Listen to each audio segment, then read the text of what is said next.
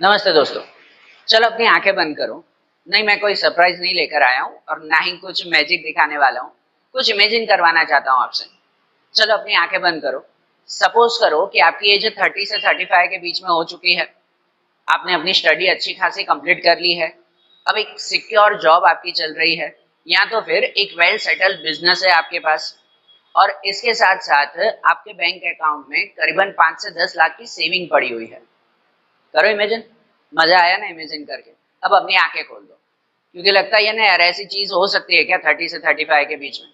आपके आसपास आपके बड़े भाई बहन हो, आपके पेरेंट्स हो जिनकी एज 30 प्लस हो चुकी है, उनसे पूछो ऐसी लाइफ है कि एक सिक्योर बिजनेस हो या एक सिक्योर जॉब हो हमारे पास, 5 से 10 लाख की सेविंग पड़ी हुई हो।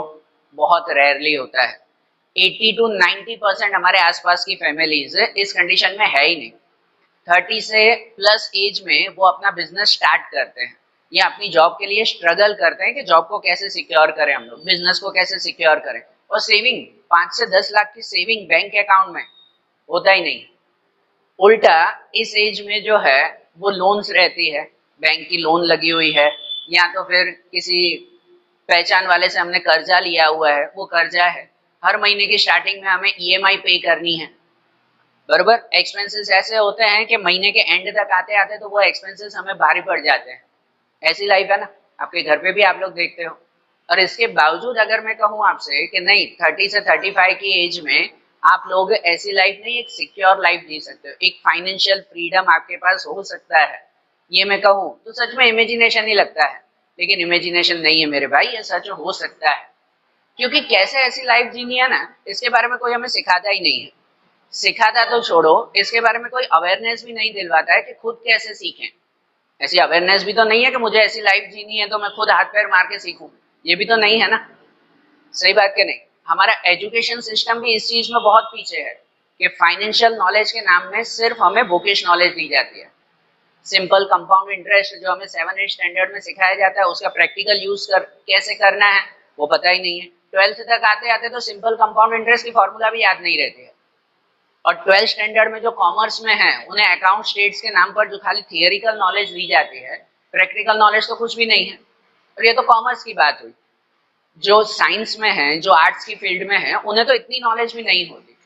तो वो लोग 30 35 की एज में एक फाइनेंशियल फ्रीडम उनके पास हो, ये उनके में इमेजिनेशन ही रह जाती है। वो लोग हद से ज्यादा स्ट्रगल करते हैं उस एज में। लेकिन अगर वो स्ट्रगल थोड़ा सा पहले कर ले, थोड़ी सी पहली एज में करें और प्रॉपर नॉलेज के साथ करें, तो फिर 30 35 की एज उनकी एक सिक्योर एज होगी, और जो होनी चाहिए, हर किसी की होनी चाहिए।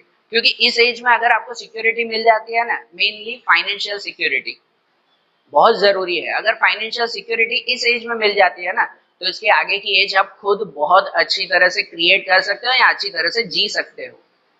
नहीं तो भाई कर्जे में और ईएमआई में हमारी लाइफ जाती है। सही बात करें, एक फाइनेंशियल नॉलेज होना जरूरी है भाई। हमारे स्कूल कॉलेजेस में भी ये चीजें नहीं सिखाई जाती है। फाइनेंशियल नॉलेज में प्रॉपर टाइम पर सेविंग करना, प्रॉपर इन्वेस्टमेंट करना, कैपिटल बिल्डिंग करना, कितनी सारी बातें आती हैं, लेकिन इसके नाम पर कोई हमें कुछ भी नहीं सिखाता है। चलो एक प्रैक्टिकल बात पे चलते हैं। आप सबका बैंक में अकाउंट होगा ना, और ऑलमोस्ट सेविंग अकाउंट भी होगा। इसके अलावा हमें बैंक में ज्यादा नॉलेज भी तो नहीं है। हाँ, आपके पेरेंट्स का या किसी का शायद करंट अकाउंट हो सकता है जिनका बिजनेस चलता हो। बाकी ऑलमोस्ट तो सेविंग अकाउंट ही है। और अगर सेविंग अकाउंट भी होता है ना, उसकी भी पूरी नॉलेज हमारे पास नहीं होती। चलो आपका सेविंग अकाउंट है बैंक में, आपको ध्यान है कि बैंक आपको आपके पैसों पे कितना इंटरेस्ट देती है। ये तो पता है ना, बैंक में पैसे रख रहे हैं, सेविंग अकाउंट में तो इंटरेस्ट मिलता है। कितना इंटरेस्ट मिलता है पता है? और बैंक आपसे इंटरेस्ट लेती भी है, मतलब चार्जेस आपसे लेती भी है। तो कितने चार्जेस लेती है वो पता भी है। वैसे मत बोलना कि ऐसा भी होता है क्या बैंक में, हम तो खाली बैंक में पैसे जमा करवाने जाते हैं और बैंक से निकालने जाते हैं, और क्या करना है बैंक में। ऐसा ही है? नहीं मेरे भाई।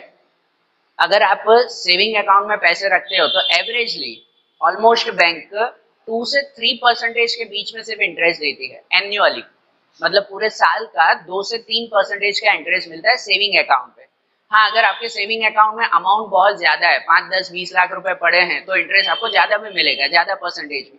लेकिन 5 10 20 लाख रुपए पड़े हो तो फिर ऐसे वीडियो देखने की जरूरत ही क्या पड़ती है? सही बात के नहीं?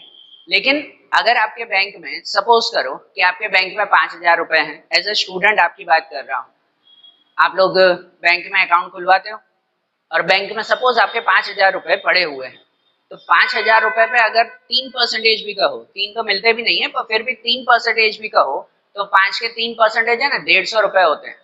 साल में बैंक आपको 150 रुपए दे रही है ना, बैंक 150 रुपए देगी। और इसके अलावा चार्जेस तो बैंक पता है पासबुक के चार्जेस करती है, कैश चेक बुक के, इनके अलावा डेबिट कार्ड आप यूज कर रहे हो अगर तो उसके चार्जेस होते हैं। इन सब के चार्जेस मिलाकर कुछ 200-250 रुपए बैंक एनुअली आपके चार्जेस लेती है।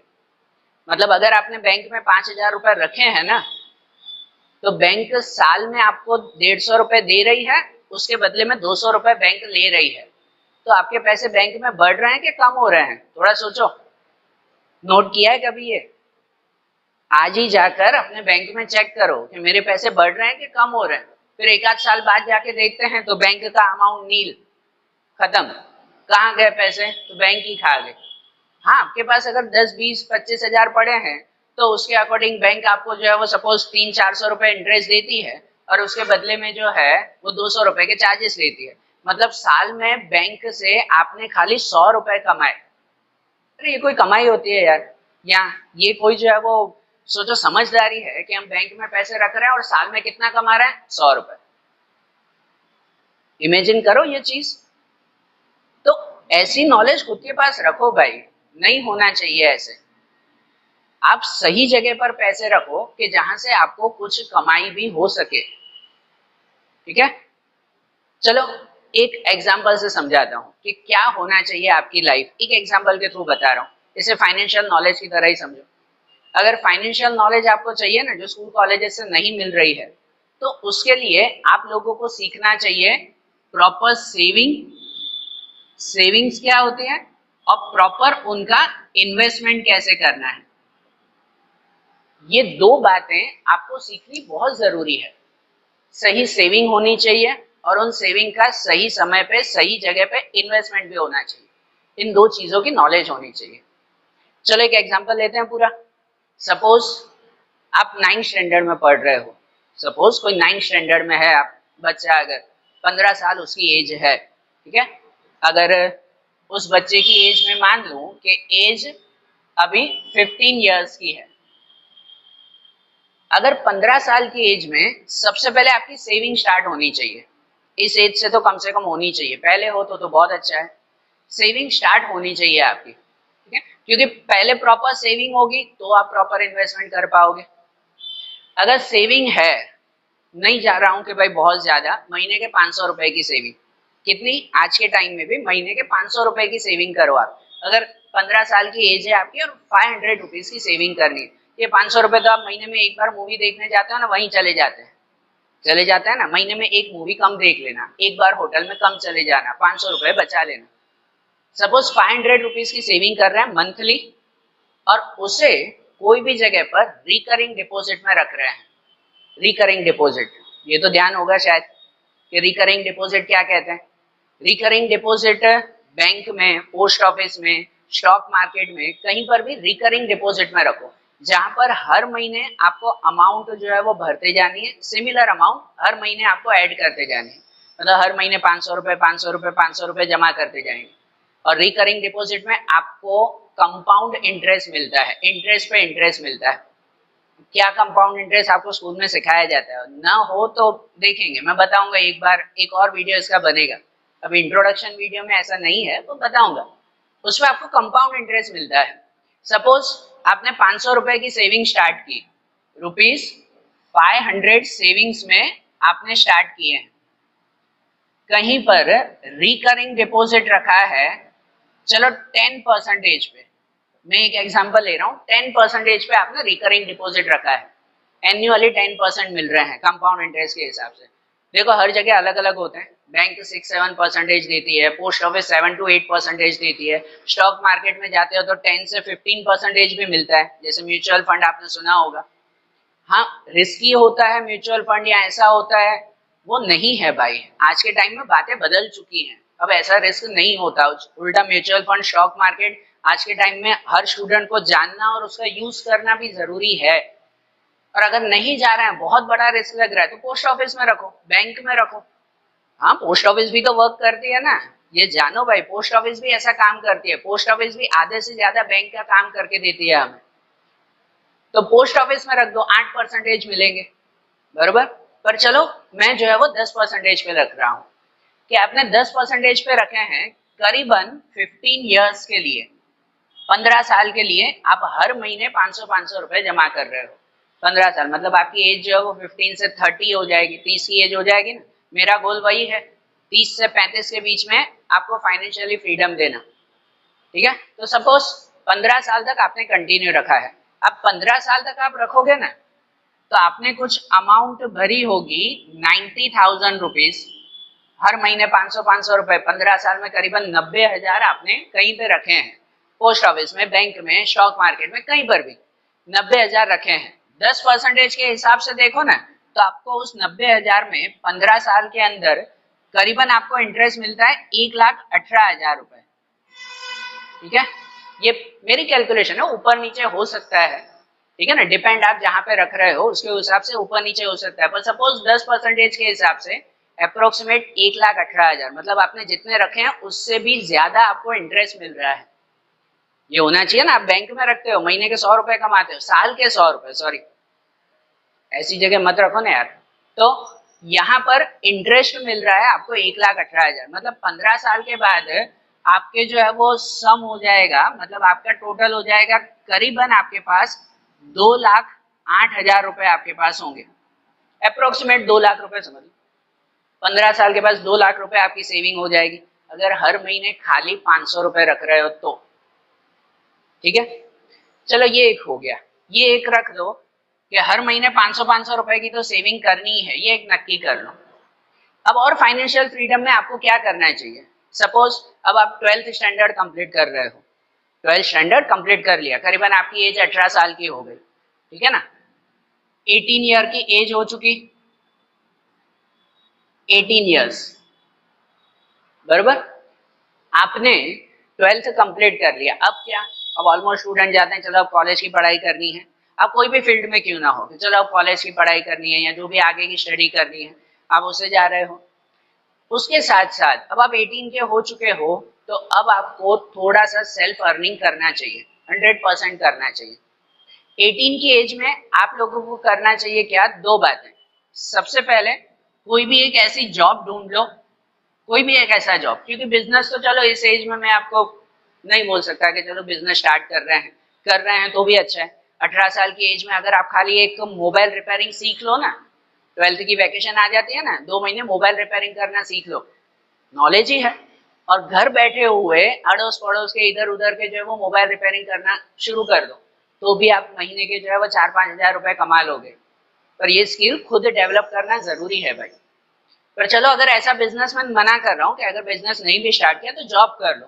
18 साल की एज में सपोज आपने जॉब स्टार्ट की है जिसमें महीने आप सिर्फ 3,000 रुपीज कमा रहे हो, ज्यादा कमा रहे हो तो भी अच्छा है, 3,000 रुपए की आप एक जॉब स्टार्ट कर लो 12th कंप्लीट होते ही।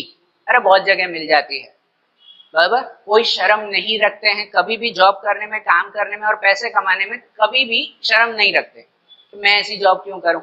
एक अगर आपको मोबाइल का शॉप है तो मोबाइल के शॉप पे बैठ जाओ और वहां जाकर जो है वो मजदूरी करो, रिपेयरिंग करो, नॉलेज भी मिलेगी और पैसे भी मिलेंगे। पार्ट टाइम जॉब करो ना, कोई एक मैकेनिक के पास चले जाओगे जहाँ गाड़ी रिपेयरिंग करो, अगर आपका उसको इंटरेस्ट है। गर्ल्स हैं, सिलाई काम करो, कुकिंग करो, आज के टाइम में यूट्यूब पे वीडियो बनाओ बरोबर। तो 3,000 रुपीज मिनिमम जो है वो कमाना शुरू करो। कोई क्लास वगैरह चल रहा हो वहां जाकर पेपर चेक करो, सुपरवाइजिंग की जॉब करो, अरे बहुत जॉब अवेलेबल है, थोड़ा हाथ पैर खुद को मारना पड़ता है। तो चलो 3,000 की जॉब आप स्टार्ट कर रहे हो और इनके साथ साथ आप आईटीआर जो है वो फील करना स्टार्ट करो। आईटीआर, इनकम टैक्स रिटर्न, ये भरना शुरू कर दो, बहुत जरूरी है। ये किसी को भी नहीं पता, अरे यार कोई बताता भी नहीं है। मुझे 25-30 की एज के बाद पता चला कि यार इनकम टैक्स का कितना जरूरी है। जनरली तो सरकार अगर कहती है ना कि आपको तो 5 लाख तक तो इनकम टैक्स फ्री है, ये गवर्नमेंट कहती है, फिर मैं क्यों इनकम टैक्स भरूं, हमेशा यही होता है, मेरे माइंड में भी यही चलता था।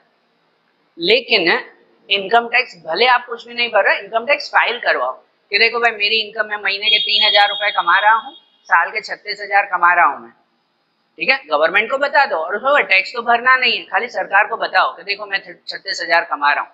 सरकार को आपकी इनकम पता चलती है ना, इसके फ्यूचर में बहुत बहुत बहुत फायदे मिलते हैं। 3 बार बहुत बोल रहा हूँ, बहुत फायदे मिलते हैं। आईटीआर फील करवाना स्टार्ट कर दो 18 प्लस एज में, जब आपका 12th कंप्लीट हो रहा है, ये शुरू कर दो बिना कोई झंझट के, बिना कोई सोचे। और इसके साथ साथ जो 3,000 आपको मिल रहा है ना, उस 3,000 में से फिर से सिर्फ 500 रुपए की जो है वो सेविंग स्टार्ट कर दो। 500 रुपए की सेविंग। अब ये 500 रुपए आपको जहां पर भी रखने हो रखो, 500 रुपए जहां पर भी रखने हो रखो, इसी में ही ऐड करवाने तो इसी में ही ऐड करो। या कहो कि सपोज कि 15 साल की एज में आप स्टार्ट कर रहे हो तो 3 साल तक 500 रुपए आपके पेरेंट्स देंगे, बराबर। 18 साल की एज में पेरेंट्स को बोल दो कि अब मैं खुद अपने 500 रुपए भरूंगा, ये सेविंग को कंटिन्यू करूंगा, बोल सकते हो ना। या अगर पेरेंट्स भी दे रहे हैं, आप भी ऐड कर रहे हो तो बेटर है, ये अमाउंट बढ़ सकती है ना। जो भी हो, 500 रुपए की सेविंग करो, एक सेविंग की आदत आपको रहेगी। बाकी के 2500 रुपए आप कॉलेज की फीस भर सकते हो, अपना खर्चा निकाल सकते हो, ठीक है ना। और अगर मंथली ज्यादा इनकम हुई तो फिर ज्यादा सही है कि नहीं। तो ये स्टार्ट कर दो और 3 साल तक इसे और चलने दो। अब 21 की एज में पहुंचते हैं, एज 21 ईयर्स। 21 की एज मतलब करीबन आपकी बैचलर डिग्री कंप्लीट हो चुकी है। 18 से शुरू करो, 21 22 ले लेते हैं कि आपकी बैचलर डिग्री कंप्लीट हो चुकी है। मतलब कि आपने बीकॉम बीबीए जो भी कर रहे हो, जो भी बैचलर डिग्री कर रहे हो, वो आपकी पूरी हो चुकी है। अब क्या करना है, अब ऑलमोस्ट या तो मास्टर डिग्री के लिए जाते हैं, या ऑलमोस्ट स्टूडेंट कहते हैं कि चलो भाई अब तो अपना बिजनेस शुरू करना है, अपनी जॉब एक जानी है, करता है ना। तो चलो इस एज में मास्टर डिग्री में जा रहे हो तो भी बेटर है, या कोई जॉब कर रहे हो तो भी बेटर है। अब इस एज में आपको क्या करना है, 22 की एज में आप लोग जो है वो बैंक से करीबन 10 लाख रुपए की लोन ले लो। बैंक से लोन, कर्जा लेना है, कर्जा सिर पे होना चाहिए भाई, सीखने को भी मिलता है। और इवन पैसे ही पैसे को बनाते हैं, तो इसलिए पहले पैसे होना जरूरी है, नहीं है लोन लो, जरूरी है भाई, ठीक है ना। क्यों, एक एज में आपको पता चलेगा, मैं भी बताऊंगा कुछ टाइम में। सपोज 10 लाख रुपए की आप लोन ले रहे हो, ठीक है ना, इस एज पे कितने साल के लिए, करीबन चलो 8 इयर्स की आपने लोन ली है, और कितने परसेंटेज, करीबन 8 या चलो 10% पे ली है। आपको जो है वो लोन कम परसेंटेज में भी मिल सकती है, चलो 10% इंटरेस्ट पे आपने लोन लिया है, बराबर 8 साल के लिए 10 लाख की लोन। अब ये लोन 10 लाख की, ये आप सोच रहे हो कि यार मुझे जो है वो 21 की एज में कौन 10 लाख रुपए की लोन देगा, बैंक सामने से देगी, अगर आपको नॉलेज है, एक्सपीरियंस है तो। और मेन चीज, जब आप आईटीआर फील करोगे ना, तो 3 साल आपका आईटीआर भरा हुआ होगा ना, तो बैंक खुद ही कहेगी कि हाँ हम आपको लोन देने के लिए तैयार हैं। आईटीआर में ये ताकत है, बरोबर, समझेंगे इसके बारे में भी। तो सपोज आप 10 लाख की लोन ले रहे हो इस एज में, 22 की एज में। इस 10 लाख रुपए में आप 5 लाख रुपए से अपना कोई बिजनेस स्टार्ट कर रहे हो, एक छोटा मोटा बिजनेस कोई भी जिसमें आपको इंटरेस्ट हो, और 5 लाख रुपए वो आप एक एफडी में रख देते हो। हाँ, लोन लेकर एफडी में रखना है, सही बात है, होना चाहिए भाई, यही प्लानिंग कहते हैं। सपोज 5 लाख रुपए आप बिजनेस में रख रहे हो और 5 लाख रुपए की एफडी करवा दी। अब आप एक बिजनेस स्टार्ट कर रहे हो, तो बिजनेस में आपकी करीबन इनकम, ऐसा बिजनेस करना और इस तरह से स्टार्ट करना कि करीबन आपकी monthly income, MI monthly income करीबन 30 से 40 हजार के बीच में हो। क्यों 30 से 40 हजार के बीच में, क्योंकि जो आप लोन लोगे ना, तो लोन की ईएमआई भी तो भरनी पड़ेगी ना मेरे भाई। आप 10 लाख की लोन ले रहे हो ना 10% पे, तो करीबन हर महीने आपको 15 से 16 हजार के बीच में ईएमआई आएगी। सपोज 15 हजार समझ रहे, 15 से 16 के बीच में, वो आप डिपेंड कौन सी बैंक से ले रहे हो, कैसे ले रहे हो, वो उस वक्त पे आपको पता चलेगा। तो 15-16 हजार हर महीने बैंक को तो देना है ना, बैंक से खाली पैसे लेकर बैठ थोड़ी जाना है यार, देने भी तो पड़ेंगे ना। तो अगर आपका बिजनेस चल रहा है जिसमें आपकी इनकम 30 से 40 हजार है, तो 15 हजार आप ईएमआई दोगे, बाकी के आप घर पे रखोगे, है कि नहीं, है ना। और हाँ, इतनी इनकम ठीक है, अगर इतनी इनकम जो है वो आप नहीं कमा पा रहे हो बिजनेस से, तो आप बिजनेस क्या कर रहे हो, इतनी नॉलेज, इतनी स्किल तो आपको इस एज तक डेवलप करनी है भाई, कि कोई भी बिजनेस शुरू करो तो उसमें 30-40 हजार तो मिलने चाहिए। या आप जब बैचलर डिग्री कंप्लीट करते हो तो बैचलर डिग्री के पास आप जॉब ढूंढ लो जिसमें करीबन 30,000 रुपए की आपकी इनकम हो, तो 30,000 में से 15,000 आप लोग जो है वो ईएमआई भर सको। हाँ, बोल रहा हूँ मैं जॉब कर रहा हूँ तो फिर बिजनेस में 5 लाख क्यों डालूं? नहीं डालना है तो उसका भी एक ऑप्शन बता रहा हूँ कि अगर आपको बिजनेस नहीं करना है, जॉब करनी है तो पर लोन तो लेनी चाहिए। ठीक है, चलो और कंटिन्यू करें कि सपोज पहले बिजनेस का ही ऑप्शन लेते हैं, जॉब का ऑप्शन भी साइड में बता रहा हूँ। बिजनेस का शुरू करो, हर महीने जो है वो आप 30-40 हजार रुपए कमा रहे हो, जिसमें से 15,000 की ईएमआई भर रहे हो, और आपने 5 लाख रुपए एफडी में रख दिए। ठीक है, एफडी में रख दिए करीबन 8 साल के लिए, जब तक आपकी लोन चल रही है, और करीबन कितने, सपोज 8% की एफडी है, फिक्स डिपॉजिट। 5 लाख रख दिए, 8 साल तक देखना भी नहीं है मुझे, 8 साल के बाद, तो 8 साल के बाद आपको जो है वो करीबन 9.5 लाख के आसपास आपको मिलेंगे। 8 साल के बाद 9.5 लाख के आसपास आपको बैंक में से वापस मिलेंगे, बरोबर। और जो लोन भरोगे ना 10 लाख की, 8 साल में जब आप ईएमआई पे करते जाओगे तो करीबन 14 लाख रुपीस आप पे करोगे। तो जो 4 लाख रुपए एक्स्ट्रा पे किए ना, वो 4 लाख रुपए आपको एफडी में से मिल जाएंगे। पर जब आप ईएमआई पे करते हो तो वो चिंता भी नहीं रहती कि यार मेरे 4 लाख रुपए एक्स्ट्रा गए, बरोबर, वो नहीं रहती चिंता, वो बैंक भी कमाएगी नहीं यार, हर किसी को कमाना है। तो चलो ये ऐसा है कि 5 लाख रुपए बिजनेस में रखे हैं जिसमें आप कमा रहे हो, 5 लाख रुपए एफडी में रख दिए जो 10 लाख की लोन ली है। अब आपकी एज आ गई 30 की, जो हमारे मेन गोल है, एज ऑफ 30। अब सपोज 30 की एज में आप पहुंच गए, अब आपके हाथ में क्या है? 30 की एज में अब आपके हाथ में क्या होगा? तो सोचो, जो आपने ये 500 रुपए कंटिन्यू रखे हैं 15 साल तक, तो 30 की एज में एक जगह पर आपके करीबन 2 लाख रुपए पड़े हैं, तो अप्रोक्सीमेट मान लो कि चलो 2 लाख रुपए जो है वो पड़े हुए हैं, बरोबर, ये एक सेविंग है। प्लस जो आपने एफडी में रखे थे वो भी 22 की साल में रख रहे हो, 8 साल बाद 30 की एज में आपकी एफडी मैच्योर होगी, तो वो एफडी के जो आपके पैसे मिलेंगे वो करीबन 9.5 लाख रुपए, मैं वो भी नहीं मान रहा हूँ, चलो 9 लाख रुपए अगर आपको मिल रहे हैं, ठीक है, ये भी एक सेविंग पड़ी हुई है। इसके साथ अगर आपका एक वेल सेटल्ड बिजनेस है, वेल सेटल्ड बिजनेस, 8 साल तक अगर आप अपना बिजनेस चला रहे हो जिसमें 30-40 हजार रुपए इनकम होगी, तो स्टार्टिंग में 30-40 होगी, 8 साल तक तो वो इनकम बढ़ेगी 100%। आप इतने नॉलेज के साथ बिजनेस कर रहे हो अगर, तो बरोबर। और 30 की एज में आपका एक वेल सेटल्ड बिजनेस होगा, आपकी मार्केट में एक अच्छी खासी गुडविल हो जाएगी, गुडविल मतलब एक अच्छी खासी रेपुटेशन हो जाएगी कि हाँ भाई इसका इतना अच्छा बिजनेस चल रहा है, जो भी आप बिजनेस करोगे, एक वेल सेटल्ड बिजनेस। और लोन या लायबिलिटी अगर कहो तो इस एज में लोन या लायबिलिटी 0 होगी, क्योंकि इस तक आपका लोन कंप्लीट हो चुका होगा ना, तो कोई बैंक का कर्जा नहीं, कोई दूसरे का कर्जा नहीं। अब सोचो, अब जो पहले इमेजिन करवाई थी ना, वापस करो, 30 साल की एज, आपके हाथ में एक बहुत अच्छा बिजनेस है और करीबन 11 लाख की सेविंग पड़ी हुई है, जो 11 लाख रुपए से आप बिजनेस बढ़ा सकते हो, कुछ भी कर सकते हो, कुछ भी। 11 लाख रुपए, डेस्टिनेशन वेडिंग कर लेना सही बात ना, 30 की एज में फिर वेडिंग करोगे ना।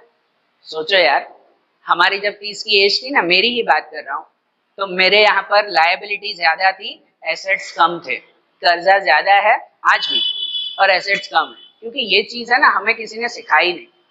मुझे सच में आज भी फील होता है कि यार हमारे स्कूल में ये चीज इस एज में क्यों नहीं सिखाई गई, होनी चाहिए ना। इसे कहते हैं सिंपल, ये ग्लिम्पस है, सिंपल ये एक एग्जाम्पल है फाइनेंशियल नॉलेज का, जो हमारे स्कूल कॉलेजेस में सिखानी चाहिए।